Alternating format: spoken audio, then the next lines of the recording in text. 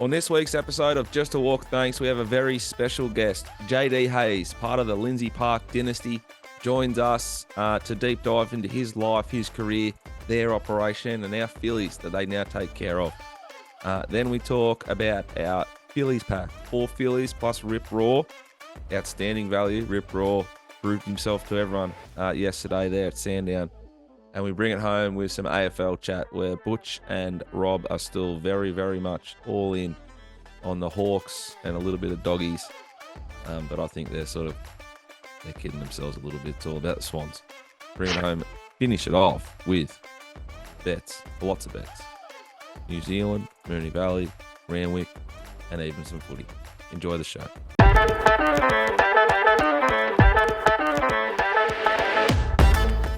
G'day and welcome to Just a Walk Thanks episode. Don't know, but it's a very special one. We've got JD Hayes on from Lindsay Park as a guest. Butch and I are going to, ask him a bunch of questions, and Butch has got a lot of sneaky background information that'll hopefully get something different that you don't get anywhere else out of JD. JD, welcome. Thank you for having me, man. Our podcast. How are you, mate? Very well, very well. Happy to be here. What's this morning look like for you as a trainer? This morning, it was quite a hectic morning, actually. Lots of conversations about where horses are running. We had quite a few dual accepted wide barriers to negotiate and all that. So I'll just come up here. Thursday's usually I'm in the hut here at Euroa, if you can see. Just here's the track behind me. And I only had a small gallop morning. We've got a major gallop morning tomorrow, so it was more just going through the weekend runners and how it looks. Butch, how long have you known our guest for? JD. Well, JD grew up how old were you when you went to Hong Kong, JD? 6 weeks. 6 weeks old, right. And you came back as about a 12-year-old or something? 10. 10-year-old, yeah. So I think the first time I saw JD and Will played a game for Euroa against St Mary's down at Seymour one Sunday in the junior footy, and bumped into his father down there, wondering what the hell he was doing there, and he gave me 2 numbers, and they were like 64 and 48 or something, running around in the, was it under 14s, was it? Yeah, under 14s. First game for Euroa. I'll never forget they turned on the tunes to get pumped up, and we had Taylor Swift banging out. Yeah. No, well, you'll be pleased to know, because I said to your father, I said, how do they go, the boys? And he said they're very good track riders. So he was lying about that as well. Yeah, no, well, I just said, how do they go on the footy field? And he said they were good track riders. But don't miss them when I let them go, mate. Come on. Anyway, so when did I know? Well, one of your mates started dating my youngest daughter at some stage of the piece, and then next thing you know, there's a couple of Hayes twins that just kept bobbing up everywhere. So what was it like, JD, growing up in Hong Kong? I don't think a lot of people would actually be aware of that you were sort of raised there. First spent the first 10 years of my life there, and basically got an inflated opinion of my sporting ability. I thought I was very good at soccer. Turns out, got a reality check when I came back to Australia. But it was interesting. It was awesome. I got really interested in the horses, but you couldn't be hands-on there because you can't go into the stable. You have to be licensed and of age, and you have to be over 18 to even go the races there. So we used to have a little gang with Chad Schofield, and we used to build like tree houses over the fence to watch the races. And that was really my first introduction to horse racing, and didn't really have much of an idea of the legacy the family had back home too. So coming back to Anguston on school holidays, we used to get bolted on by the ponies. We had a couple of absolute reptiles in the paddock that never got ridden, and we'd come home and they'd saddle them up and we'd ride them. And that was sort of the first introduction to racing. But Hong Kong was a good time. It was a very important time for our family, and Dad was very successful there. Was that straight away you knew what you wanted to be, what you wanted to do? Yeah, I was funny story. I started gambling at a young age, and Dad was my bookie, and he had a freakish run parallel to when I got started punting.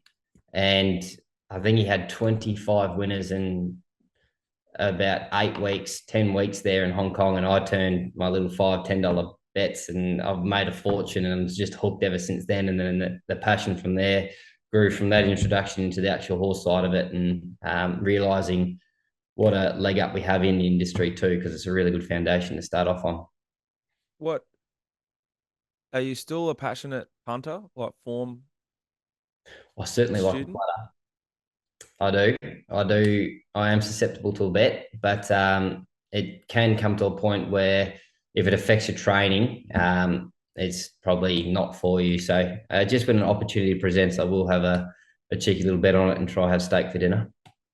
What are you using for your form? Like what are the sort of main factors you've looked for and had success with over your time? So we put a lot of time into our form here at Lindsay Park. So we've obviously got Grace Ramage, who's married to my brother. She's got access to punting form, so she helps us interpret that. We've got these performance ratings that gets analysed for us just from a subjective point of view, just because I really do like numbers. And then getting a starting point as to whether it's a suitable race or not, and then working away from that as to whether the horse is ready to run a peak, where it is at its preparation, factor in the barrier, the run that it's going to get in the race. So between those two things, we genuinely get a good idea.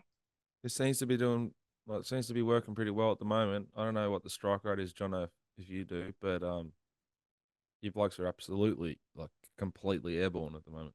Placement's outstanding. No, we're certainly having a good start. I'm not sure the strike rate at the moment is sustainable, but we're hoping to our goal, we wanted to be up around 20, because I think that would clearly put us right up there. And I think we do put a lot of time and effort into it. And when you're really arguing your points as to where a horse should go, I think that's what makes us better. And then learning from the mistake too, not just sending him around willy-nilly. You had a horse. We actually beat it, but you started almost favourite Carbonados, it might be called it, and you dropped from a midweek, but it was a hot midweek race to a synthetic race, But you got the job done. Started $1.70. I think that sort of stuff's key to like that strike rate behaviour and long term success. No, absolutely. And then you also factor in what type of horses they are. Like he was a privately purchased gelding, that he is still learning his craft. It was a good effort there at Sandown. He's racing himself into form. We thought he could do getting placed as weak as possible, because one of the things that we follow that comes from CS is you keep yourself in the best company and your horses in the worst. And he's a prime example of that, getting back in the winner's stall and then see what we can do. JD, I was obviously up there the other day, which we'll go into a bit later, the reason why I was there. But for the people that are listening, that are like the horse people from our industry, two things: the modern day technology with data on horses and work performances and stuff like that. So I noticed when I was there the other day that you've got a lot of information at hand pertaining to your track work. What are the sort of key things that you look for there? Yeah, especially in this day and age with technology, and especially training out of 3 bases, we find the trackers are invaluable. Here at Lindsay Park Eurola, we've got heart rate monitors and also automatic timing system, the last 800 metres of gallop. We've also got things that have been around for forever and a day, like the back me tree, which is located about 250 metres past the winning post, which I think Dad pointed out to you, Butchie, which is just a sign, very simple. If a horse is able to work strongly through the line, gets to the back me tree, you should be having some of your lunch money on it, because it's a sign that it's handled its work. And the correlation between that's incredible. But in terms of the heart rate and all that, it gives you sectional times down at Flemington, wherever you are, in Pakenham. And also we really look heavily into the stride length and recovery. And it gives you a good guide as to where they are in their fitness and where you think they are, and just trying to marry the puzzle up from there. Yeah, I found that fascinating when I was talking to your father the other day, and he was pointing out the hill finish and then getting to the top of the hill and how they get from the winning post to the top of the hill. So I can actually show you. He said he built this this glass. is good. This is going to be good for radio, by the way. Yeah, I was at radio. Yeah, still good for me. Keep going. Yeah. This is Glassdoor. There you go. This is Glassdoor, and you can see him work through the line on the back of my tree. You won't be able to see it, but it's up there. But it's a genuine thing. So just going back to why we started to talk about that was we were watching the Maurice, the closer filly, have her first piece of serious work the other morning, and judging by times and how she got to the top of the hill, I think everyone in the box was quite pleased with her. No, very pleased. Not just saying it because we're on the podcast, but I think she's a lovely, lovely filly that's going to really do well. And it was she just finished her orientation prep, which is what we call the horse's first preparation here after the breakers. And then they go into what we call their first prep. And if they're in their first prep, they can progress through to the races. So she finished her orientation preparation, which is an 8-week prep. We introduced them to all the different tracks here at Lindsay Park Euro. We've got 5. And then we also incorporate treadmill, water walking and swimming into their daily routines, basically teach them to be a racehorse. And what you saw, Butchie, was the final week of it where we asked for an effort off the bridle, and really do like the way that she lengthened, and she still has plenty of growing, lots of scope, and I'm very happy to have her in the camp. I can remember doing a tour of Lindsay Park in Adelaide with a group of very good friends of mine from New Zealand who had a good horse in work at the time with your grandfather, a horse called Red Tempo, who won a Newmarket and a Memsie. And the young fella came out of the bottom house to give us a trip around, which was your dad. And so I think we're roughly the same age, but it would have been a long time ago. But he was living in a little house down the bottom there. And but we got to see all the facilities, how things work. And one thing that I was always intrigued in, the feeding and that sort of thing. At that stage, I think there was a farm that grew lucerne and oats north of Adelaide to supply everything you did at the racing and the stud. So wind the clock forward to 2024. Have you gone the way of pre-mix feeds, or do you still work on the basis of what you did all those years ago? Yeah, we've changed what we did all those years ago. Back then, basically it's just not commercial for us to grow our own produce anymore. Like, we've got lots of land here, but it's a lot of time and effort. And I think the people around that we can outsource do it better now. So we feed high gain track talk, and we feed that right throughout their preparation. And we outsource our lucerne, and we also have grass hay as well when they're in their first 6 weeks of work. So I'd love to tell you, Butchie, that I'm out in the tractor slashing the paddocks myself and baling them up, but we're not. We outsource it all now. Yeah, no, it's an evolution in the industry since I've been in it. But I still, there's still people that sort of stick to the old and do it themselves. But I know myself, I've used a fella called Peter Huntington, who's a very good nutritionist and seems to be widely used in the industry. And yourself or the horses? Not myself, Jack. I think you probably judge that. I might have to fucking We'll touch on your dietary requirements later, Jack. We spent the night together the other night. The evening together. Yeah. That's for later on. It's quite prevalent in our industry now, and it's just depends on your choice of product, JD, which way the people go. But it's definitely been one of the biggest changes in my time in with the nutrition. So it was a very interesting look. But one thing that I got out of it is the uphill finishes, and when a horse is galloping, and if they don't have to gallop around a bend, it's quite a benefit for their limbs and joints and et cetera, which no doubt that you've probably worked out a long, long time ago. No, absolutely. Just touch on it. The heels is the backbone of how we train. Like, dating back to CS, our founder, basically. We use a lot of similar base work programs that he brought along and we've just fine-tinkered them with the new technology come along. But he based it all on hills. So when the old man was moving it from Adelaide over to Lindsay Park, Euroa, we ended up on this property that has been in the family's, and we have had this property for nearly 20 years. It was mainly our breaking in farm before Dad developed into what it is today. And a key part of choosing this property was that there was good access to water and hills. And the last 200 meters of the gallop here is at an 8% gradient, and you just hit the nail on the head, taking the weight off their forelimbs, because they are, at the end of the day, quite badly designed animals with such big bodies on skinny little legs, a bit like you, Butchie, big body, skinny little legs. But you'd break down all the time, wouldn't you? So you'd be power walk on the treadmill on the uphill, otherwise you'd break down. He actually did break down this yearling season, which we'll get to later on when we talk about how. Yeah, well, that wasn't by design, Jack. But yes and no. I think I'm going to regret pressure. We'll delve into the sporting life of mine later on. Be fair to say the progeny have probably outdone the stallion anyway. Yeah. So reason for me being there the other morning was to watch our filly work up the hill, her first serious piece of work. Stop laughing, JD.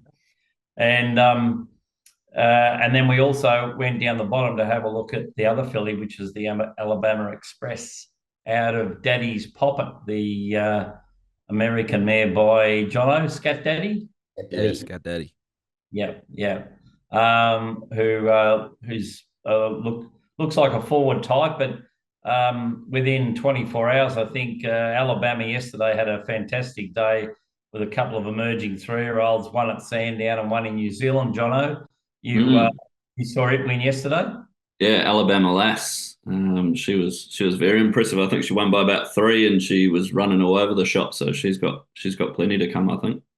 Yeah. So JD, first impressions of the Alabama Express Daddy's Poppet filly?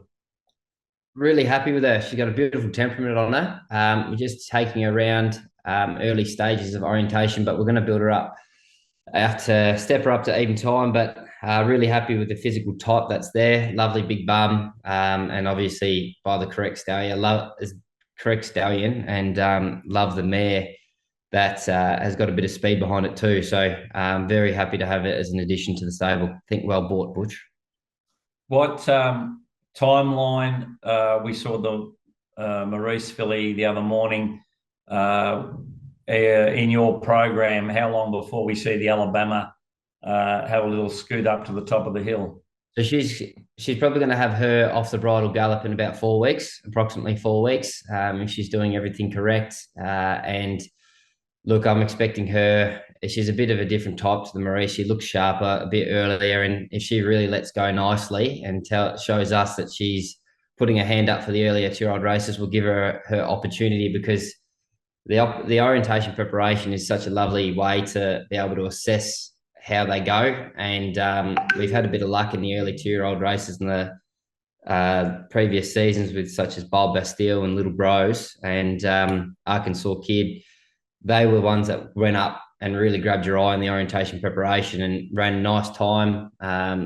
So we can compare them to the rest of the cohort, and gives you a good guide as to the ones that should progress through to the early 2-year-olds. And another thing that we've got here is an on-site vet department. So if they really quicken up nicely, we just shoot x-rays quickly through their knees and fetlocks and just make sure there's nothing of that's going to be worrying if you push now, because they are very early, and even though 2-year-old racing is fantastic, you can bring a horse's career to an end if you push it when it's not ready to be pushed. So you have a look at their growth plates and everything. So bit of a system and balances to check through, but at these early stages, I do feel like she's got every chance to put her hand up, be a nice early runner. Yeah, that's we're lucky enough to share the same vet, Dave McKellar, and we did our Churchill the other day, and looking at growth plates on his knees after he had his first serious jump out, and the feedback on that, which is fantastic. 4 to 6 weeks, that'll all be done, and then he's ready to go on with. And great information to have, and especially when you're trying to manage those 2-year-olds, very, very important. Is that information? like as a novice, is that information sort of like it is what it is? If they're not finished, then that's a positive in its own way. It just means it needs time, but you're going to get a bigger, stronger horse at the end of the day. 100%. Because if you push them when they're not ready, you'll just end up chipping a knee or doing some detriment to them, and you'll just be in the paddock for longer anyway and coming back with an injury. So we look for the information, and we get to choose what we do with it. But if you don't listen to it, such as growth plates and immaturity, you're at your own peril to break them down. So what you'd like X-ray them, like you'll X-ray the Maurice say in a week, and then when she comes back in, you might have another look if there was an issue or half an issue with a horse. So the Maurice she went up the orientation nicely, but particularly because her mother, I believe she ran fourth at the Cooney. I think she's one that will really benefit, or we think that she'd really benefit for a little bit of time under the belt. She went nicely, but she's still got plenty of growing to do. You don't need X-rays to see that. She'll really furnish. Whereas if the Alabama Express is zipped up, she'd get X-rayed straight away because she'd stay in work. Whereas the Maurice is going for a spell. But every single horse in our stable, in their first prep, so they have their orientation, have a break of 4 to 6 weeks, come back in their first prep, they will get X-rayed at 6 weeks, which is usually their second week of even time, 15 seconds to the furlong, which is 3/4 pace. And then that's where we'll double check there whether they're ready to push on and start quickening up off the bridle and progress through the trials, or they need the paddock again. And would that be the benefit too once they get going and they're 3, 4, 5-year-old with you guys? If they have different needs and different like quirks, there's 5 different tracks, and there's water walkers, and there's all the tools you need to get that horse fit enough to perform. 100%. Like look at a horse like Rise at Dawn. He was a horse that he's got very bad knees. He's quite well documented, and he's had to be very well managed. And if he was pushed too early as a young horse, we never would be seeing what he can do now. And even now, he's a management job. But even a horse like Jenny's Meadow that won the Taj Rossi, she was a horse with extremely open. She was a nice early winner. Sneaky Sunrise, who ran second Taj Rossi. Autumn Sun, she needed all the time in the world, and now she's freshening up for hopefully a good spring 3-year-old. But horses, the good thing about them, they're all individuals and need to be treated that way. JD, talk us through the Flemington stable and how you operate that. Is it obviously very transient? How long before horses race will they go down to Flemington? How long will they stay there? We've probably seen through social media how you handle a horse like Mr. Brightside when he goes back to the farm in between times. But who are the horses that get to go there? And is it? I know they have jump outs at Flemington, so there's a education part of that. But there's also the horses that race. How do you manage that stable? So every horse will spend their first 10 to 12 weeks here at the farm getting their base fitness in, and then they'll have if they're a 2-year-old, they have a jump out here at the farm, just a little education out the barriers, 600 metres. But if they're an older horses with preparations under their belt, they'll just have a strong off the bridle gallop. And then that's the point where we'll say they're ready to head off property. Because here at Lindsay Park Euroa, we're very, very lucky that it's a private training facility and it's a very relaxed atmosphere. And then you send them down to Flemington, and they're working around 400 other horses at one time. Like it's a real change in environment, which mentally stimulates them. There's an educational phase, and basically they're going down there to have the screws turned. They'll be having their 1 or 2 jump outs before they go to the races. So if you have a horse heading off property from the farm, when they're going through their base work, either to Flemington or Pakenham, they're within a month of racing. So if we go forward to the spring carnival this year, over the 4 days of the carnival, what are the percentage of horses that will come out of your Flemington stable or come from the farm? Everything will race out of the Flemington stable. So everything will be sent down to the Flemington stable, whether they've been there for 2 weeks or, like you said, with how we manage Mr. Brightside. During their preparations, we've got the water walker and day paddocks here, and that's very, very key to keeping a horse up for a bit longer. We pride ourselves on being able to keep a horse up in a preparation and racing consistently for longer, and that's because we've got the facilities to do so. So we find getting him out in the day paddock, also utilising the water walker that breaks up the monotonous of the day of being in a box the whole time. They're happier, and at the end of the day, they are racehorses, not spell horses. So the longer you can keep on the track and bringing in prize money, the better it is for the clients. So that's how we sort of utilise us both. But if it's only a 2-week turnaround and it's relatively quick between races, there's no problem keeping them down at Flemington. But if we feel like they're a horse that would benefit for a little bit of a freshen up and working up the hills again, we bring them back. Is that sort of what you've done with a horse like Reinberg? It's not a top liner, but he's a good horse, and he's had a sustained preparation, and he's been right around the mark. Even when he's not running sort of top 5, say, he's starting first or third in the market.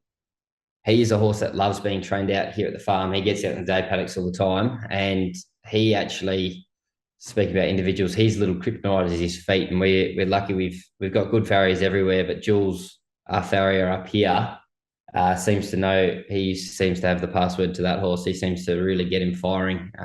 So he gets him in pads in between runs, and we flick him to a 3/4. And that seems to be the trick to him. So he is a horse to come back to the farm in between runs, but there's also a slightly different reason. What does the 7-day program for you look like? Like you're now a father, very young father. That I think that's in Melbourne, but obviously you're at the farm today. It must be a busy week. What's it look like? So I'm very lucky. Brittany, my partner, we had baby Charlie 6 weeks ago. And I've got a very good broodmare. She takes a lot of the load. I think he gets 6 bottles a day, and I'd have to do 1. So I'm very lucky in that aspect. And we're based mainly at the farm. I love it up here at the farm. So Ben, Will, and I, and Dom Roden, racing manager, will sit down. We're all here on a Monday, and generally 2 of us are here on a Tuesday. One will head down to Pakenham for the trials, and then the other one, Will or Ben, they alternate it. We'll head down on a Thursday because we have jump outs on the Friday at Flemington. So one of us is usually at each base. One will be at Pakenham 2 or 3 times, and then one will be at Flemington for 4 days a week, and I'll be here most of the time, and only really come down if necessary on a weekend. Righto. So that's like your week now. What is your involvement? What is the theory, the process around yearlings? They're obviously a huge part of your business. The bigger stables just like refuel every year. What's your involvement in it? And also, if you could throw in any experience you've had with Butch at a yearling sale, because I've had plenty. So I was actually very lucky. So to answer the actual question, our yearling process is headed by Dean Hawthorne. We don't pretend to be experts in what we don't know. We're still very much learning. Picking yearlings, it's quite a fine art. And Dean Hawthorne would be mad not to use his experience because he's been around forever and a day. And he's incredibly good at picking the eyes out of it, because we pride ourselves on shopping between the 150 and 250, because that's what we seem in terms of where our business is at. If you're unable to move the stock, that's where our liability is when it comes to paying for the horses. So we shop around the 150 to 250. We feel like it suits our client base, and we've had some really good success. And that is really on the back of Dean Hawthorne, who goes around and he does a lot of the first looks. Ben likes looking at yearlings, and he's starting to get a really good eye for it. And I find like my role is just trying to marry up the clients and the horses that we want to buy. And then as I said before in this podcast, I'm a real numbers man. So I love analysing pedigrees and stats and crosses and everything that goes along with it, and picking Dean's brain about the physicality as to why he likes these horses. And he likes to call it a crystal ball sometimes, where he tries to envision where they're going to be in 3, 4, 5 months' time. Like a good example of the Maurice filly, she's going to look like a completely different athlete in 4 or 5 months. You can tell she's just going to grow and explode everywhere. So that is the experience that I've been taught through the old man. And then I was lucky enough one day, because Butch and I have known each other for a long time, and I think Butch is a completely different set of lenses to look through the yearling sales, where he only looked at colts at that time, and we'd go through it. And I always got taught through the old man was you have to look at the back end, but Butch's theory was the back end follows the front. I'll never forget that. And nothing's right or wrong. It's opinions. And I think it's correct, because Dad was buying for Sheikh Hamdan, so he could go to the top and buy the best, whereas Butchie was buying for himself, and he had to really sort through it. So when you had to go through and learn from both. Picking the eyes out of the catalogue, Butchie had a much harder job, and he was very successful at it too. But I remember one time he likes to talk to the handlers, and Does he? he was making this. Show us your grunt. Yeah, he was making this young lady asking a few hard hitting questions, nothing out of the ordinary, but just she didn't really understand. I think she was Swedish or something. And I'll If walk they up. don't answer the first question with like authority and confidence, that's basically them opening the door if he's in the right mood Well, there to was get 6 more quick ones. Well, this one in this instance, there was deathly silence, and he just followed up with another question. And I walked up to the horse and just said, "Oh, sorry, but my grandfather, he's just getting a bit old at the moment." And then she paraded the horse, and Butch was not happy. And then he proceeded to pull my pants down about 5 other times at the next couple strappers, and I learnt my place pretty quick. Yeah, I think you put a bit of mayo on that, JD. But no, I think I'm very big on it, acknowledging the handlers at the sales because they do a really good job and it's a tough gig. So at least you can do is exchange pleasantries and have a bit of conversation with them. So Jack's probably been around. There's probably look, we might have put on a show for Jack a few times, just to keep him happy because he does tend to wander. You can go from barn to barn and he's 2 barns back still talking with someone, and so he What's loves. this one? It's a nice He horse. he loves a chat, but there was a time just seemed every horse that came out, he go, I really like this one. In the finish, I had to say, listen, not every horse that walks out is going to be a nice horse. Anyway, but I can tell you now, if you want to get good at buying horses, spend your own money. That's how you get really good at it. Oh, amen. I had to get good at it quick, and I made a lot of mistakes early doors, but I learned very quickly how to make sure to get it right. So, but look, makes it's a great, isn't it? You can sell 800, 1,000 horses, and no one gets it right every year, and that's the greatest part about the industry. And but if you can sort of hone that down by numbers or your eye, then get it right more often than not, then that's a good thing. But just on Dean Hawthorne, I've known Dean for many years, and Dean he's a fantastic judge, and we've bumped into each other a fair few times. Many years ago, he used to buy a few for the ready to runs, Dean, and we'd always bump into each other bidding on the same horses. So he's done the hard yards, and he's had to buy them from the ground up, and I respect Dean Hawthorne a lot. Have you got any pre-race, pre-game superstitions? And like, do they sort of flare right up when you got Brightside kicking off, those sort of the big boy Vicky horse? It's funny, like I say, my superstition is no superstitions, but then that becomes a superstition itself. Like I can't do the same thing, so I have to keep changing it up. I always joke that I've got a lucky pair of undies on, but I really just hope try be very realistic about it. I wish I could have a funny story, but my superstition is no superstitions and do something different every time. And whether you I want used to have to go to the KFC on the way to Sandown, get a zinger, because I did it and we won, and then I don't know I won.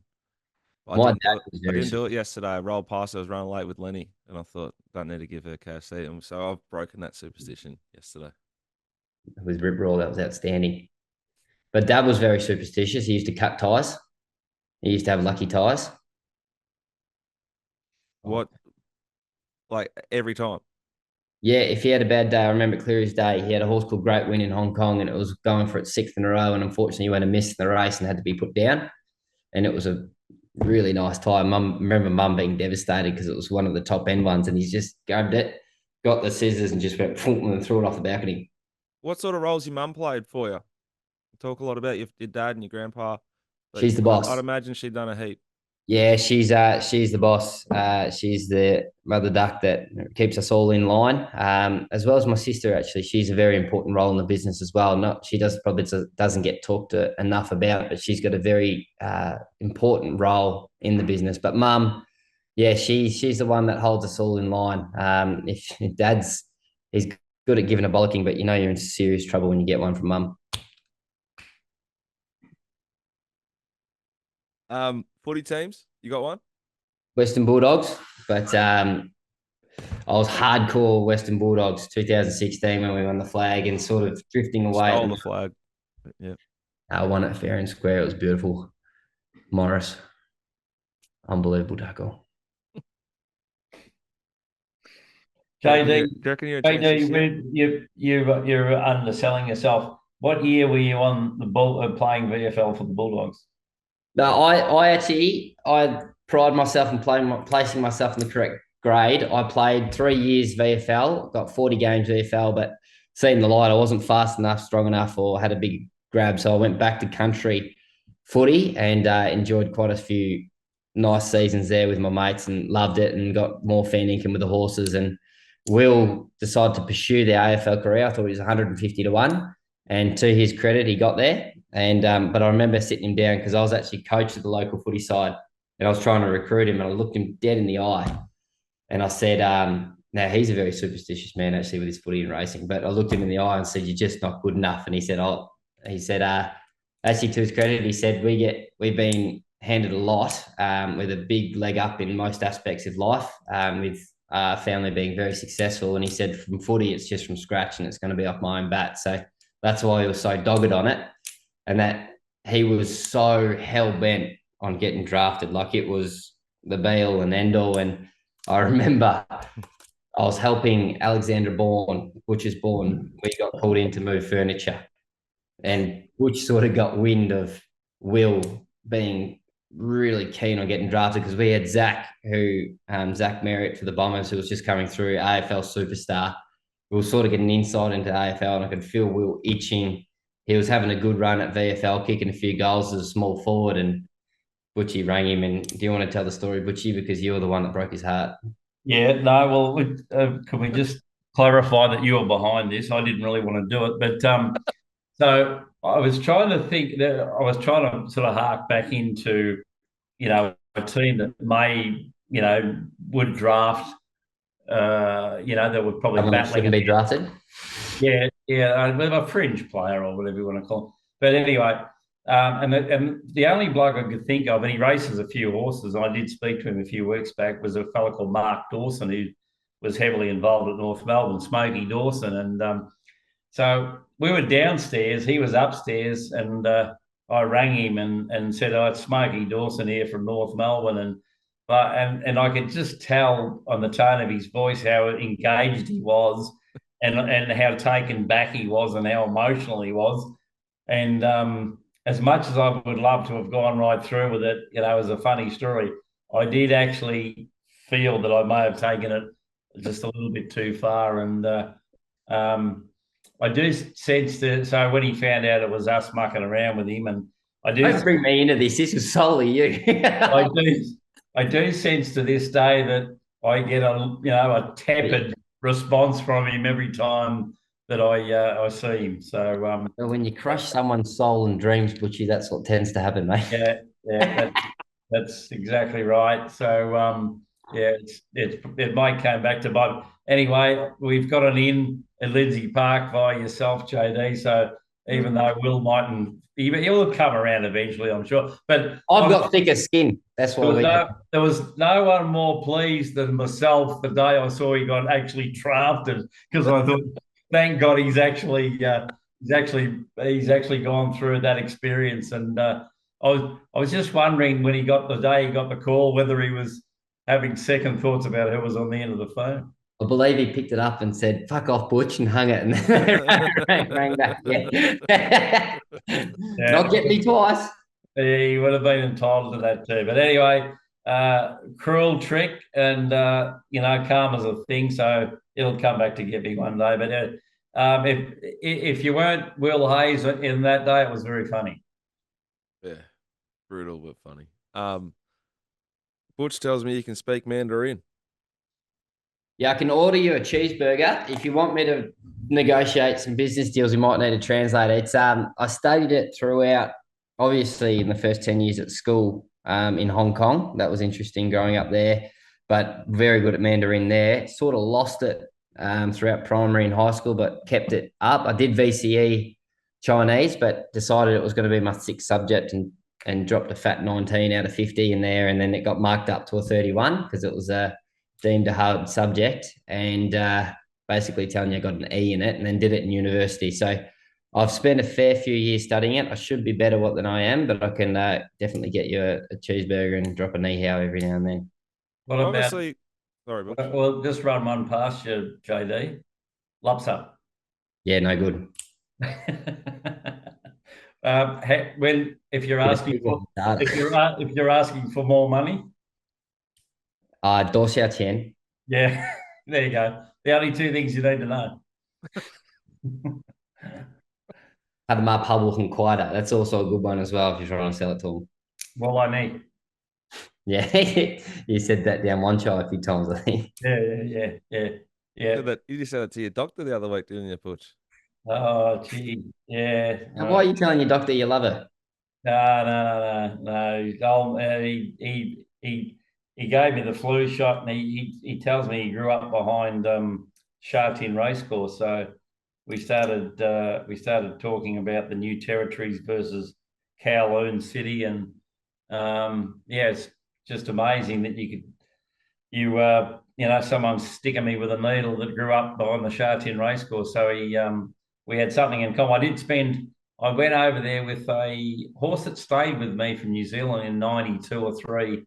And I made the trip to Hong Kong for the international races with it. And that was a very good experience. It's a big eye-opener. And my wife and I are going back in December for the international meeting. So we're going to go over there for the week. It's a good week, isn't it, JD, the international races?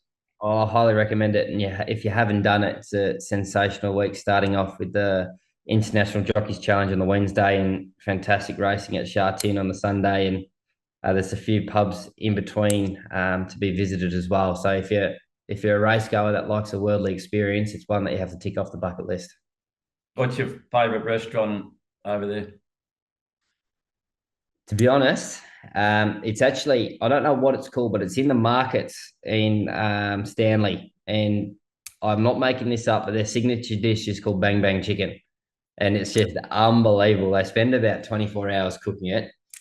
Well, they say they do, and they charge you like a wounded bull, but it's unbelievable. It is obviously with Dad there, we managed to get back quite a few times a year, and I'm sort of the one that manages most of the Chinese or the Hong Kong clients that have some horses in Australia that are preparing of going to Hong Kong for a racing career.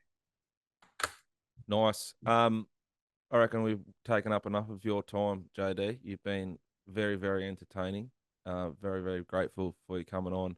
Really, really excited about having the 3 fillies progressing along at Lindsay Park under your eye. There's exciting times ahead for us both. Thank you very much for joining us. Thank you for having me, and thank you for the opportunity. Hopefully we'll be in the winner's room having some cold beers. 100%. Thanks, mate. Our 2-year-old fillies pack is off to a flyer. Those that jumped on board were into Rip Raw yesterday, who was able to do a job very, very well for us at Sandown. Pick up. He won a 50K race. I don't know what he won, maybe 27 and a half. 27,500 for us yesterday. And the way he won, he's going to go on with it. We are going to honour that package and keep it open for the foreseeable, to get people involved and get them part of our team. So you will buy into a 4 filly pack. You'll get it the Maurice filly that JD's just spoken about in depth out of the closer, a done deal mare, who's done really, really well so far at Lindsay Park. You'll get the Alabama Express filly out of Daddy Poppet, who's a Scat Daddy mare, who JD spoke about it before. You'll also get a Hanseatic filly out of a Beneteau mare, and a Seamus Award filly out of a Not a Single Doubt mare that's being trained by Gavin Bedgegood. For free, if you get involved in that pack, we will gift you a share in Rip Raw, who, going off yesterday, Gano, you'd say, is going to pay his way and be a lot of fun. Yeah, great win, wasn't it, Jack? Thought he was really impressive through the line. Really keen to see where he goes next. What was Gav's thoughts post-race? Really happy with him. Ate well last night, pulled up sweet, has a week at the beach, and have booked Jay Carr for a fortnight Wednesday, Sandown, benchmark 70. So, yeah, really, really, really happy. And full credit to those young, gee, there'll be some happy customers, mate. Hope so. Butch, what did you think, mate? As soon as got up on the heels of a few round the bend, it was that moment where you thought, well, this thing's going super, looks the winner in the run, but also, I hope it gets out. It's just that momentary thing, and it's only a twinkling, but, and then once the run came, momentum, you always thought it was the winner. And it just won like a horse that's going to win again, really, because he attacked the line good. And the pre-race was good. They spoke to Gavin pre-race, and he said that the horse had been very good, and yeah, I think, look, the way the horse won, wherever you take it, it's going to be hard to beat. And is it just turned 4? Yeah, just turned 4. So plenty of racing ahead of him. Sound as a pound. Really, really happy with everything he's doing. If you jump in, we should be racing this horse for 4 or 5 years if we're lucky. And yeah, I'm really, really, really excited about it. The way he won, got through his gears, let down.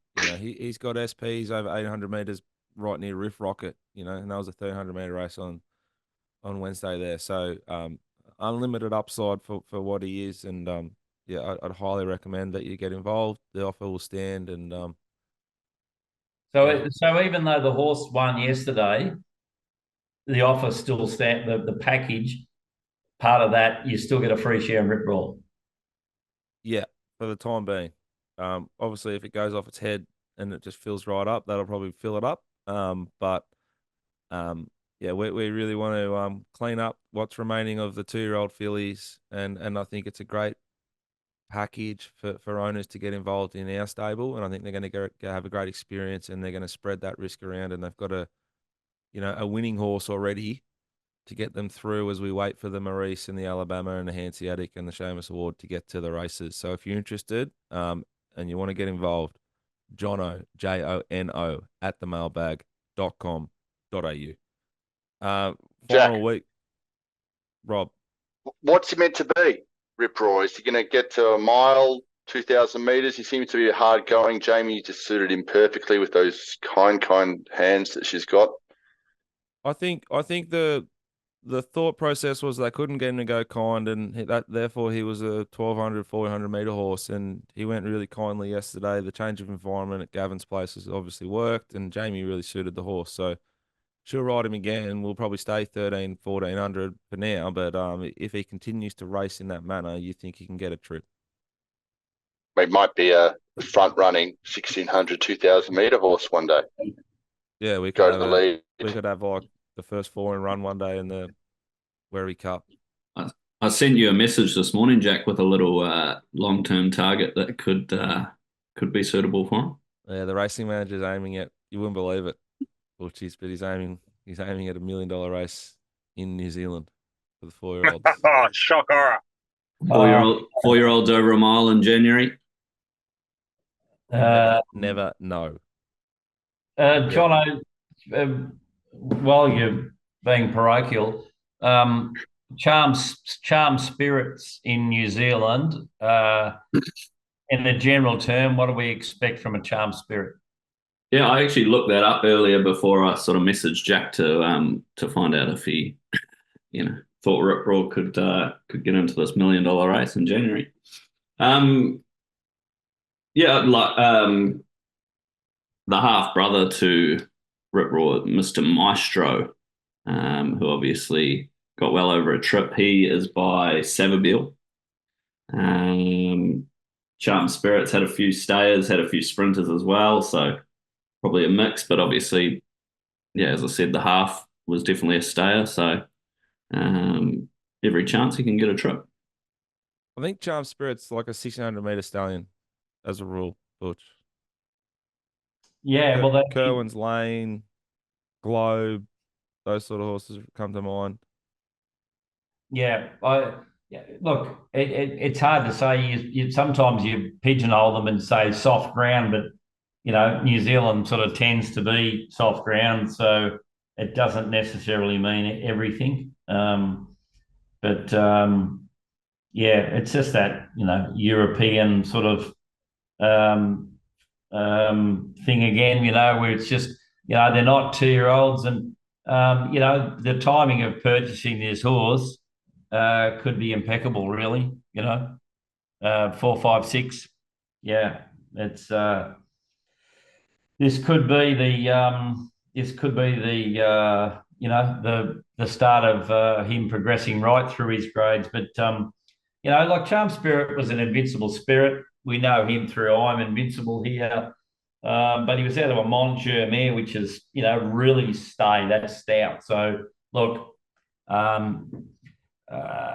he races handy, but I don't know, 2,000 metres in 12 months' time wouldn't be out of the question, would it? No, I don't think so at all. No. But I've always had the horse pegged early days as a miler. So yep. 2,000 metres for sure. Big Yeah. chance as it gets older. Yeah, and those sort of horses usually sit on the pace. They're usually the ideal horse for that quirky distance of 1,800, which they're there's not a lot of them, but it's a specialist distance for some horses, isn't it? Yeah, there's a lot of 800-meter races where you're not sure if a horse wants it or if it's long enough for that sort of horse. There's, you get the miler, does he get 1,800, or you get the 2,400-meter horse and 1,800 is just not enough. So yeah, he's really, really exciting. He is not for sale. It is only available via the Phillies pack. The rest of it, I shall race myself with John and the boys. So if you want to race Rip Raw, you need to buy the pack. I think the pack's an outstanding idea and good value. Again, Jono, Jono, at themailbag.com.au to find out more. Final week of the AFL season is upon us. Then we kick into finals. Butch, Rob, we'll start with Butch. Before Rob goes on about Hawthorn, you can sort of kick off Hawthorn's position in run, how likely they are to be competitive in the finals, and how far can they go? Well, on current figures, and you guys, back a lot of winners off the figures. On current figures, Hawthorn are one of 3 teams that are trending towards winning the flag. And I think Hawthorn's not a dead set certainty, but they look likely to play finals. But one of the more dangerous teams I would have thought is the Bulldogs. They're trending very well. Funnily enough, so is Brisbane, but the bad stats for Brisbane are the shots in front of goal, and that's been for like 4 or 5 years, so it's real. It's not just a thing that they need to correct overnight. So strangely enough, your team, the Swans, finished on top, get the home final, etc. That'll take them a long way, and it may even get them into a grand final. But it's just the figures that they just need to turn things around a bit, really. And even the game last week that you and I were lucky enough to go to, it wasn't one of their better performances, was it? Was it one of my better performances?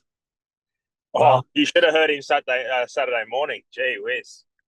Yeah, well, I knew that there could have been something when he rang me Saturday morning and said, "How you going?" Like, it was just that cheeky, like he was just checking the temperature and the interaction. The part I think that even Praddy touched on the early crow the other day, but what everybody missed was the fact that things weren't panning out for the Swans in the first half, and he was going. He wanted to hone in on the free kick count. He wanted to roll out that the disgruntled supporter. The umpires are true. Yeah, you know the one, Mick. Yeah. So, yeah. So because they were second to the ball, and they were falling into the back of the Essendon players. He had that as a conspiracy theory. But when the trend turned after half time in the Swans' favour, then he actually kept calling out, which was irrelevant at that stage. What's the free kick count now? But so he tried to turn it into, into something jovial. But I tell you, in the first half, he wasn't happy. He wasn't happy, and they were. And look, it's and look, they're on top of the ladder. Why? Because they've won more games than any other team, and there's the simple version of it. But by golly, they never played very good in the first half. But What if Butch? What if the horse is just doing a bit of a Butch Born preparation? I know where I'm going. We're guaranteed it. We've got a slot. We're going to ride him cold, ride him cold, ride him cold. All of a sudden, week one of the finals, box seats. Bang. Well, you got Paps coming back. Is Juzzy back, or is he coming back? Paps back. What if Hawthorn are like foot to the floor and they're running around in midweek grade, and all of a sudden it's a carnival race, Like, are they going to be able to sustain the tempo of that race? That's what I'm thinking. That's what I'm worried about for them. Yeah. Oh, look, it's a different.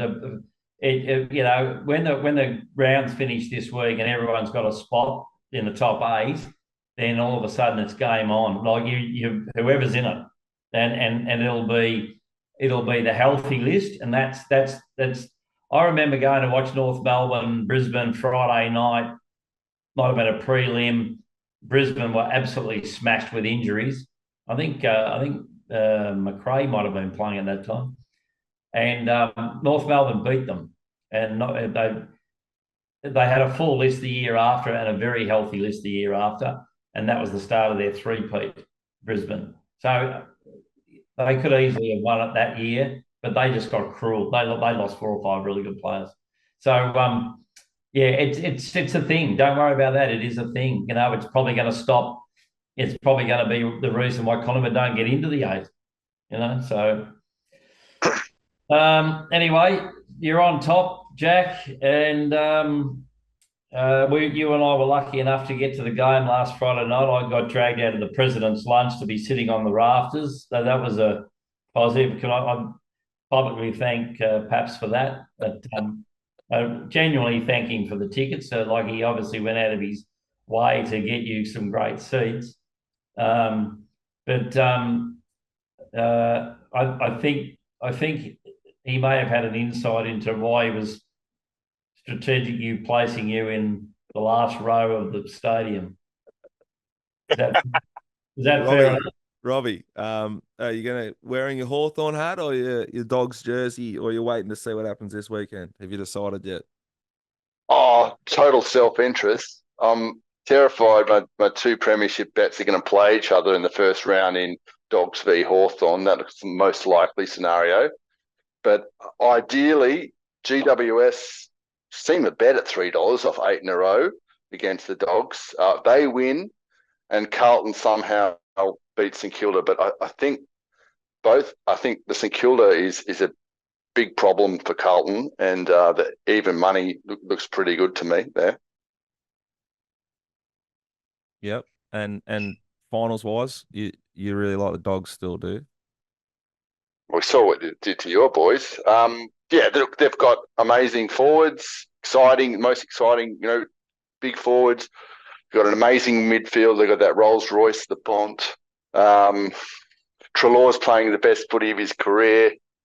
They're flying. When they're flying, I think they play the best football in the league. I know people might say Brisbane or your guys when your guys are going well, but for me, the Dogs play the most exciting football, and Hawthorn are trying to emulate that style. I think of fast, unstoppable football.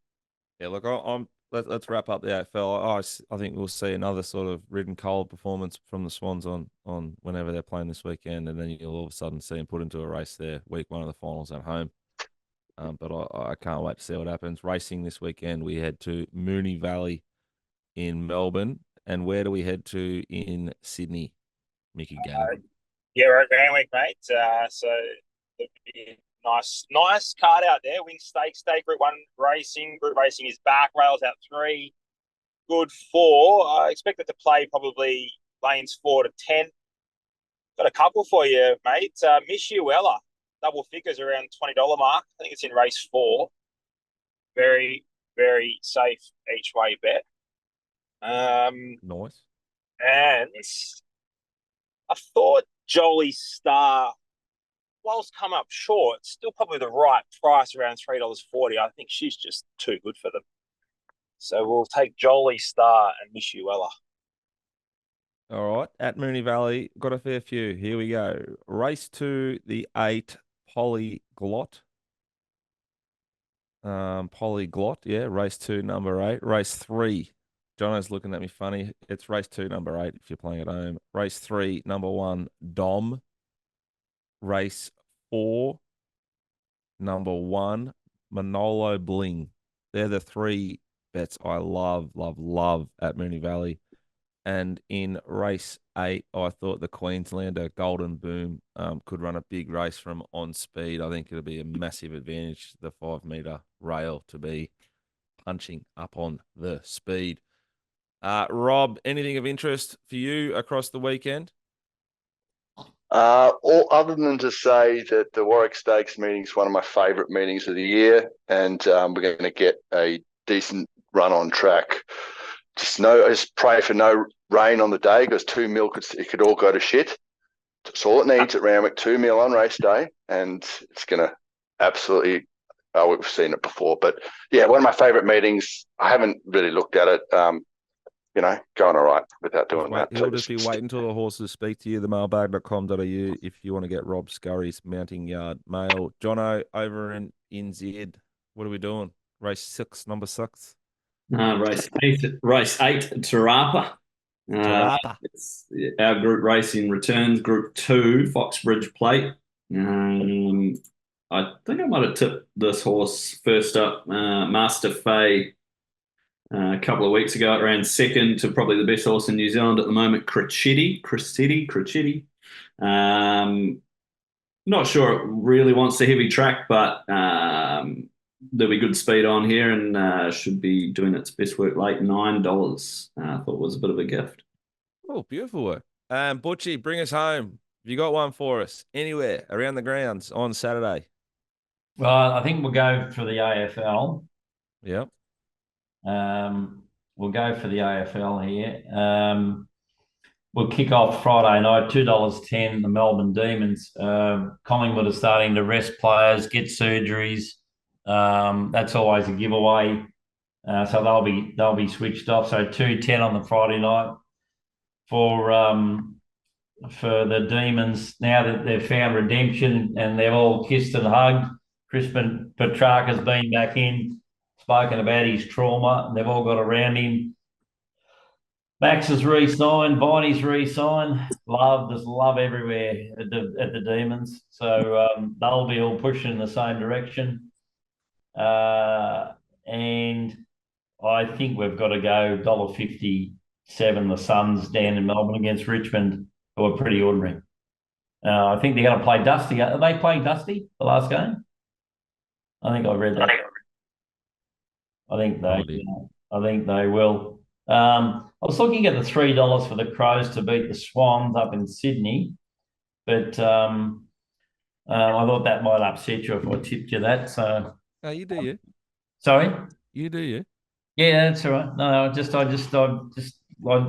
I know you're a bit nervous. You'd probably like to have spent a bit more last week. You just don't want them to get to the finals. And, because they just might get chewed up. That's been Just a Walk. Thanks. Episode 12B. I hope you enjoyed it. I hope you have a phenomenal weekend. If your football team's playing on the weekend, I hope they win, unless you follow the Crows. Be nice to each other, and bye for now.